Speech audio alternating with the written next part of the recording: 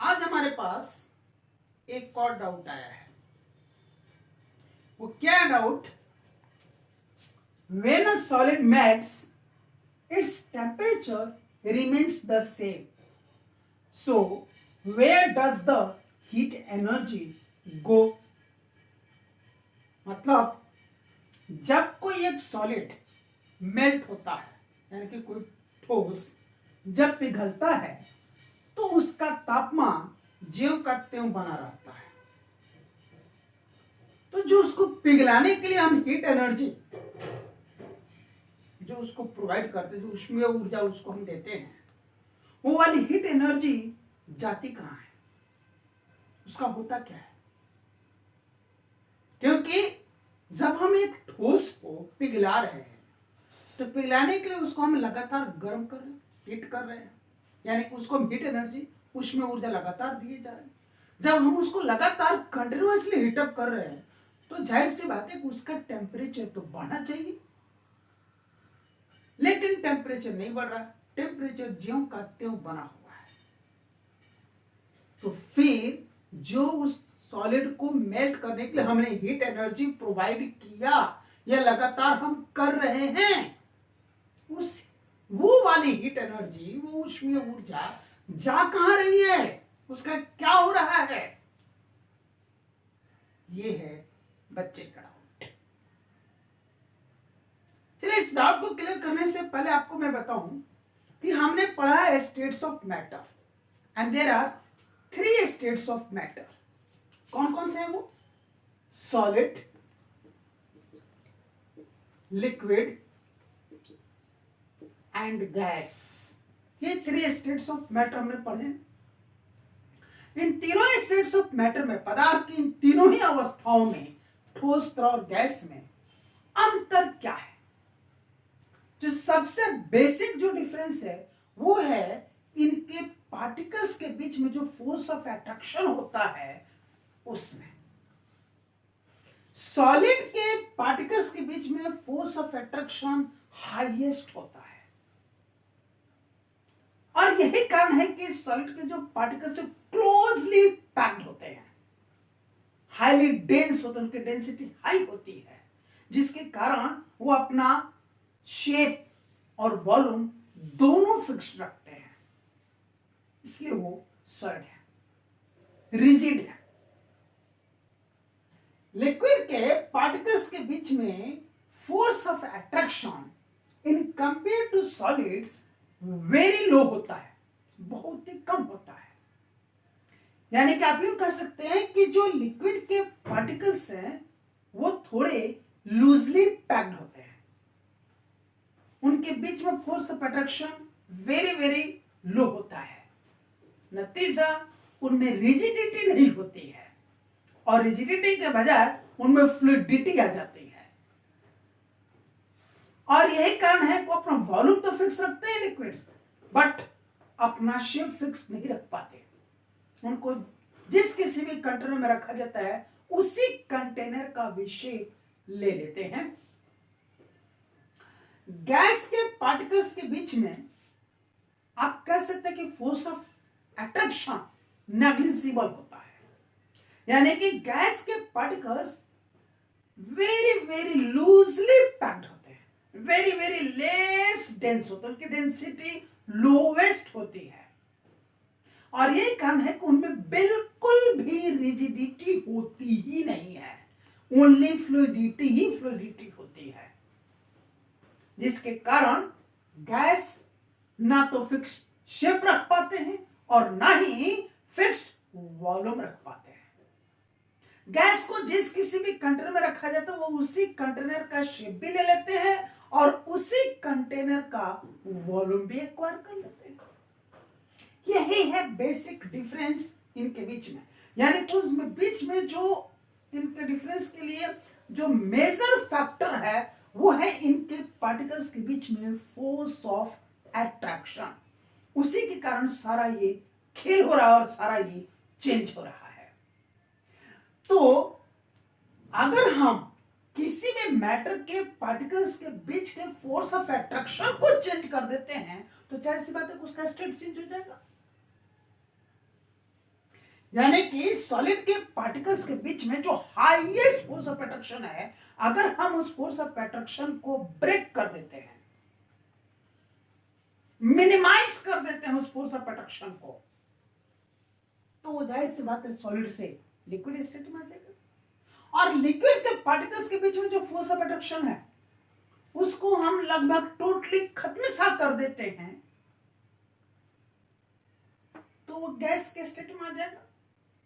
इसका ठीक आप अपोजिट कर सकते हैं कि अगर किसी भी तरीके से हम गैस के पार्टिकल्स के बीच में जो फोर्स ऑफ अट्रैक्शन नेग्लिजिबल है, अगर वहां पर किसी भी वजह से कुछ फोर्स ऑफ अट्रैक्शन अगर हम पैदा कर देते हैं, तो अपना गैसियस स्टेट से लिक्विड स्टेट ले लेंगे।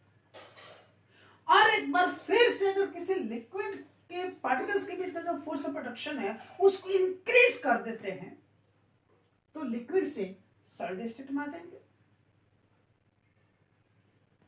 और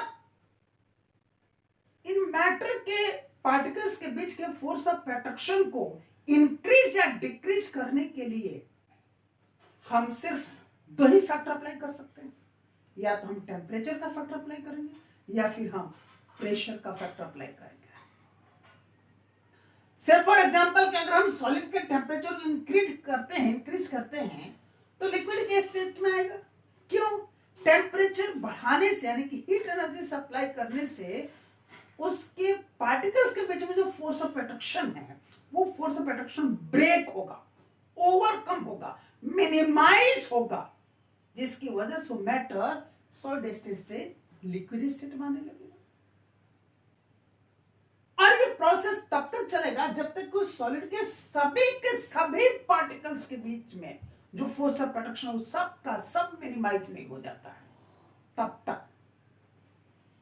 ठीक उसी तरह से अगर हम लिक्विड को हीटअप करते हैं तो उसके बीच में उनके लिक्विड के पार्टिकल्स के बीच में जो very little force of attraction है, वह फोर्स ऑफ अट्रैक्शन फिर अब नेग्लिजिबल की तरफ जाएगा, नलिफाई होगा, और उसके लिए हम वो हीट एनर्जी सप्लाई करेंगे और फिर वो लिक्विड से गैसेस स्टेट में आ जाएगा। तो यह जो हमारा क्वेश्चन है इसी चेंज से रिलेटेड है। ये जो डाउट है, क्या doubt? When A solid melts, जब एक सॉलिड मेल्ट होता है, its temperature remains the same, उसका टेम्परेचर सेम रहता है। क्या हो रहा है कि सॉलिड को मेल्ट करने के लिए, क्यों मेल्ट कर रहे हैं? उसको लिक्विड स्टेट में लाने के लिए सॉलिड को मेल्ट कर, इसीलिए हम सॉलिड को मेल्ट करने के लिए क्या करेंगे? उसके पार्टिकल्स के बीच में जो फोर्स ऑफ अट्रैक्शन है उसको मिनिमाइज करेंगे, और मिनिमाइज करने के लिए हम उसको हीट एनर्जी सप्लाई करेंगे। हीट एनर्जी सप्लाई करने हम उसको क्या करेंगे? हीट करेंगे, यानी कि उसका टेम्परेचर हम इंक्रीज करेंगे। जैसे हम उसका टेम्परेचर इंक्रीज करना शुरू करेंगे, यानी कि हीट करना शुरू करेंगे, उस सॉलिड का टेम्परेचर बढ़ने लगेगा धीरे धीरे, और एक स्टेज आएगा जहां पर जाकर उसका टेम्परेचर इंक्रीज होना अब रुक जाएगा। कहां पर जाकर रुकेगा? जहां पर उस सॉलिड का मेल्टिंग पॉइंट आ जाएगा। What is melting point? Melting point is the minimum temperature at which a solid starts melting. तो जैसे उस सॉलिड का मेल्टिंग पॉइंट आएगा, वहीं पर जाकर कोई इंक्रीज इन टेम्परेचर स्टॉप हो जाएगा, रुक जाएगा, यानी कि वहां पर टेम्परेचर ज्यों का त्यों बना रहेगा। और यह तब तक बना रहेगा जब तक कि पूरा का पूरा सॉलिड मेल्ट होकर के लिक्विड स्टेट ले नहीं लेता है। तो उस दौरान हो क्या रहा है? उस पूरे मेल्टिंग प्रोसेस के दौरान हम जो भी हीट एनर्जी सप्लाई कर रहे हैं वो पूरे की पूरी हीट एनर्जी इस सॉलिड के पार्टिकल्स के बीच में जो फोर्स ऑफ अट्रैक्शन है उस फोर्स ऑफ अट्रैक्शन को मिनिमाइज करने में, ब्रेक करने में, ओवरकम करने में वो सारी की सारी हीट एनर्जी खर्च हो जा रही है, कंज्यूम हो जा रही है। तो जब वो एनर्जी सारी की सारी खर्ची हो जा रही है तो टेम्परेचर किधर से राइज होगा? टेम्परेचर राइज नहीं होगा। इसीलिए वहां पर टेम्परेचर ज्यों का त्यों बना रह रहा है पूरे मेल्टिंग के प्रोसेस के दौरान। और जैसे मेल्टिंग समाप्त हो जाती है, यानी कि अब वो काम हो नहीं रहा है पार्टिकल्स के बीच के फोर्स ऑफ अट्रैक्शन को ब्रेक करने के लिए, तब फिर वो जो हम हीट एनर्जी सप्लाई कर रहे हैं वो फिर टेम्परेचर इंक्रीज में खर्च होने लगेगी, यानी कि उसका टेम्परेचर राइज होने लगेगा उस मैटर का। यही काम जहां पर हो रहा है। तो अब आपको समझ में आ गया होगा कि आपके इस सवाल का जवाब कहां है। पर सबसे बड़ा डाउट आपका कि आप एग्जाम में लिखेंगे कैसे। इतना लंबा चौड़ा भाषण देकर आपको समझा देता आप एग्जाम में लिखेंगे क्या। आइए आपको शॉर्ट आंसर हम बताते हैं कि आप एग्जाम में लिखेंगे क्या। पहले एक बार फिर से अपना क्वेश्चन समझिए। When a solid melts, its temperature remains the same. So, where does the heat energy go? आप आंसर लिखेंगे When a solid melts, its temperature remains the same. जब एक सॉलिड मेल्ट करता है उसका टेम्परेचर ज्यों का त्यों बना रहता है।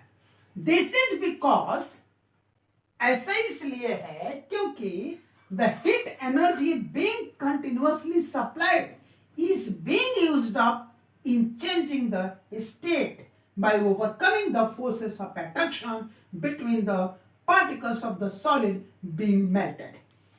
ऐसा इसलिए है कि जो हीट एनर्जी हम लगातार सप्लाई कर रहे हैं, उसको लगातार दे रहे हैं, उस हीट एनर्जी यूज अप हो जा रही है, कंज्यूम अप हो जा रही है। किस लिए? उस मैटर के स्टेट को चेंज करने में। कैसे? उस मैटर के पार्टिकल्स के बीच में जो फोर्स ऑफ अट्रैक्शन है, उस फोर्स ऑफ अट्रैक्शन को ओवरकम करने में, मिनिमाइज करने में, ब्रेक करने में खर्च हो जा रही है। इसीलिए उस सॉलिड का, जिस सॉलिड को हम मेल्ट कर रहे हैं, उस सॉलिड का टेम्परेचर ज्यों का त्यों बना रहता है। फाइनली एक बार फिर से मैं आपको कंक्लूड कर दूं कि आप आंसर क्या लिख रहे हैं। When a solid melts, its temperature remains the same. This is because the heat energy being continuously supplied is being used up in changing the state by overcoming the forces of attraction between the particles of the solid being melted. अब मैं समझता हूं आपको अपना ये doubt clarify हो गया होगा। Wish you all the best.